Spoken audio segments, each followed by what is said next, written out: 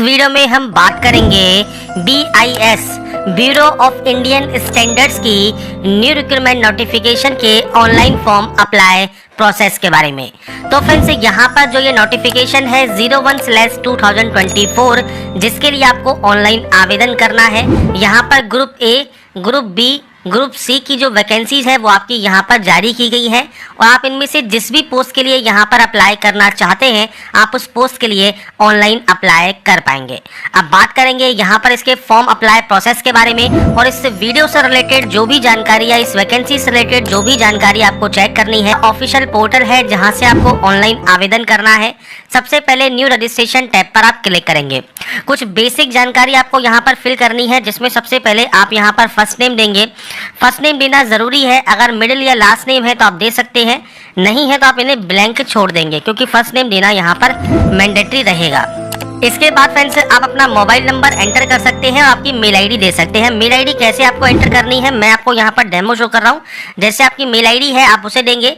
इसके बाद यहाँ से डोमेन सेलेक्ट करेंगे और जो ये कंफर्म वाला ऑप्शन है यहाँ पर आपकी मेल आईडी को विद डोमेन आपको यहाँ पर देना होगा। तो ये मैंने डेमो के तौर पर शो किया है। आपको आपकी एक्चुअल मेल आईडी और यहाँ पर मोबाइल नंबर देना है और इस कैप्चा कोड को फिल कर सेव एंड नेक्स्ट कर देना है।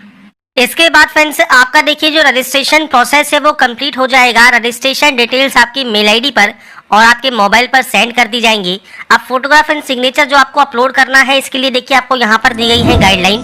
फोटोग्राफ का जो साइज है वो 20 से 50 KB और सिग्नेचर का 10 से 20 KB में आपका यहाँ पर होना चाहिए।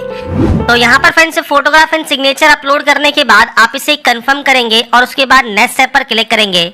इसके बाद पोस्ट का ऑप्शन है तो आपके अकॉर्डिंग इनमें से जिस भी पोस्ट के लिए आप अप्लाई करना चाहें आप उस पोस्ट को सेलेक्ट कर सकते हैं। इसके बाद अगर उस पोस्ट में डिसिप्लिन है तो आप डिसिप्लिन सेलेक्ट कर पाएंगे। जैसे मान लीजिए आप सीनियर टेक्नीशियन के लिए अप्लाई करते हैं तो यहाँ पर फ्रेंड्स आपको जो है डिसिप्लिन देखने को मिल जाएंगे। तो आपके अकॉर्डिंग आपको यहाँ पर जो भी पोस्ट के लिए अप्लाई करना चाहे अप्लाई कर सकते हैं। आपकी कैटेगरी इनमें से कौन सी है वो आपको सेलेक्ट करना है। इसके बाद अगर आप PH कैंडिडेट है तो यस कर सकते हैं, नहीं तो आप नो करेंगे। इसके बाद फ्रेंड्स यहाँ पर कुछ एक्स्ट्रा ऑप्शंस है। PH कैंडिडेट कैटेगरी से रिलेटेड आपको एक्स्ट्रा टाइम चाहिए, आपका राइटिंग हैंड अफेक्टेड है, आपको स्क्राइब चाहिए, नहीं चाहिए, आप उसकी जानकारी प्रोवाइड करेंगे। इसके बाद रिलीजन आपको सेलेक्ट करना है तो आपका रिलीजन सेलेक्ट कीजिए। माइनॉरिटी कम्युनिटी मतलब जैन, सिख, बौद्ध, पारसी, मुसलमान इस कैटेगरी से बिलोंग करते हैं तो यस या नो कर सकते हैं। एक्स सर्विसमैन है तो यस या नो कर सकते हैं। एक्स सर्विसमैन जो कि इंक्लूडिंग इसमें अपने कमीशन ऑफिसर या ECO है तो आप यस या नो कर सकते हैं। डिफेंस पर्सनल है तो आप यहाँ पर यस या नो कर सकते हैं। तो ये आपके अकॉर्डिंग जानकारी। विडो कैंडिडेट है तो आपको यहाँ पर यस या नो करना होगा। डिपार्टमेंटल कैंडिडेट है तो भी आप यहाँ पर यस या नो कर सकते हैं। इसके बाद आपको यहाँ पर स्टेट प्रेफरेंस देनी है तो आपको यहाँ पर सबसे पहले स्टेट या ड्यूटीज के ऑप्शन यहाँ पर मिल जाएंगे। आपके अकॉर्डिंग जो भी सेंटर्स आप यहाँ पर लेना चाहें वो सेंटर आप यहाँ पर ले सकते हैं। आपको यहाँ पर फ्रेंड्स से देखिए जो ऑप्शंस मिलेंगे वो आपको यहाँ पर देने होंगे 3 ऑप्शंस। तो आपके अकॉर्डिंग जो भी ऑप्शन आप यहाँ पर सेंटर के तौर पर देना चाहें वो आप यहाँ पर दे सकते हैं। इसके बाद फ्रेंड्स यहाँ पर मीडियम ऑफ शॉर्ट हैंड और मीडियम ऑफ टाइप राइटिंग है तो ये फ्रेंड्स तभी ऑप्शन एप्लीकेबल होगा अगर उस पोस्ट के लिए मैंडेटरी होगा। तो ये फ्रेंड्स आपको यहाँ पर इसकी नोटिफिकेशन पर पढ़ लेना है, उसकी क्या एलिजिबिलिटी कंडीशंस है उसके अकॉर्डिंग ही ऑप्शन एप्लीकेबल रहेगा। इसके बाद है डेट ऑफ बर्थ, तो डेट, मंथ एंड ईयर ये आपको देना होगा। जेंडर देना है, जुड़वा भाई बहन है तो यस या नो कर सकते हैं। मैरिटल स्टेटस क्या है वो आप यहाँ पर प्रोवाइड कर सकते हैं। तो ये बेसिक जानकारी है जो कि आपको यहाँ पर देनी होगी। इसके बाद नेक्स्ट ऑप्शन है आपके फादर नेम का। तो आपका जो फादर नेम है वो आपको यहाँ पर एंटर करना है। आपका मदर नेम एंटर करना है। स्पाउस नेम में पति या पत्नी का नाम आप दे सकते हैं। इसके बाद आपका एड्रेस सेक्शन है तो पूरा एड्रेस आप यहाँ पर एंटर करेंगे। आपका डिस्ट्रिक्ट क्या है, इसके बाद आपका स्टेट क्या है, आपका जो पिन कोड है वो क्या है वो जानकारी आपको देनी है आपके प्रेजेंट एड्रेस की। अब प्रेजेंट एड्रेस और परमानेंट एड्रेस अगर ये सेम है तो आप सेम पर क्लिक कीजिए, अलग अलग है तो आप अलग अलग एंट्री करेंगे। यहाँ से वैलिडेट कीजिए, वेरीफाइड होने के बाद सेव एंड नेक्स्ट कीजिए। इसके बाद क्वालिफिकेशन ऑप्शन है। सबसे पहले है आपका SSC तो आप यहाँ पर डिग्री सब्जेक्ट के स्ट्रीम के नेम दे सकते हैं। तो आप इस तरह से आपकी जो भी सब्जेक्ट्स के नेम है वो आप यहाँ पर इस तरह से दे सकते हैं या आप यहाँ पर ऑल जनरल सब्जेक्ट लिख सकते हैं। तो फ्रेंड्स यहाँ पर आपके अकॉर्डिंग जो भी ऑप्शन आप यहाँ पर देना चाहें जैसे आप यहाँ पर इस तरह से भी जो है ऑप्शंस को एंट्री कर सकते हैं। इसके बाद आपको डेट ऑफ पासिंग देना है, डेट, मंथ एंड ईयर ये आप यहाँ पर प्रोवाइड कर देंगे आपने इसको कब पास किया है। इसके बाद परसेंटेज ऑफ मार्क्स कितना है वो आपको जानकारी प्रोवाइड करनी है और आपको क्लास या डिवीजन आपको सेलेक्ट करना है। ऐसे ही डिग्री में आपके पास इनमें से कौन सी डिग्री है वो आप सेलेक्ट करेंगे। इसके बाद आपको यहाँ पर देना है डेट ऑफ पासिंग, तो आपको डेट ऑफ पासिंग यहाँ पर सेलेक्ट कर लेना है। आपका परसेंटेज ऑफ मार्क्स कितना है वो आपको यहाँ पर देना होगा और उसके बाद डिवीजन आपको सेलेक्ट करना होगा। मैं सिर्फ यहाँ पर डेमो शो कर रहा हूँ, आपको आपकी एक्चुअल जानकारी देनी है।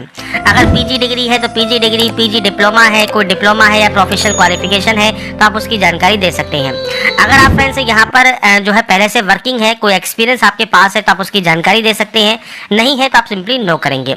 लैंग्वेज में फ्रेंड्स आप कौन कौन सी लैंग्वेज जानते हैं, पढ़ना लिखना बोलना, वो आपको यहाँ पर रीड राइट और स्पीक करना है और उसके बाद यहाँ से वैलिडेट करना है और उसके बाद सेव एंड नेक्स्ट कर देना है। आपके सामने आएगा आपका प्रीव्यू सेक्शन।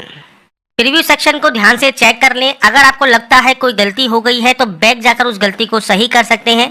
कोई भी गलती नहीं है तो आप आई एग्री करेंगे और उसके बाद कंप्लीट रजिस्ट्रेशन कर देंगे, जिससे आपका जो रजिस्ट्रेशन प्रोसेस है यहाँ तक का वो कंप्लीट हो जाएगा। अब आपको यहाँ पर देखिए लेफ्ट थंब इम्प्रेशन और हैंड प्रिंट डिक्लेरेशन अपलोड करना है। तो आपको यहाँ पर फ्रेंड्स जब आप इसे अपलोड करेंगे तो आपको प्रीव्यू मिल जाएगा। अगर बात करें गाइडलाइन की तो देखिए यहाँ पर देखिए आपको बताया गया है जो थंब इम्प्रेशन है व्हाइट पेपर पर ब्लैक या ब्लू इंक से आपका होना चाहिए 20 से 50 केबी में, और जो आपका हैंड प्रिंट डिक्लेरेशन है इंग्लिश में आपको व्हाइट पेपर पर लिखना है ब्लैक पेन से, और ये साइज है 50 से 100 केबी का। और इसका जो फॉर्मेट है वो फ्रेंड्स से यहाँ पर पेज नंबर 11 पर और आपको फ्रेंड्स से जो jobrasa.com है यहाँ पर देखने को मिल जाएगा।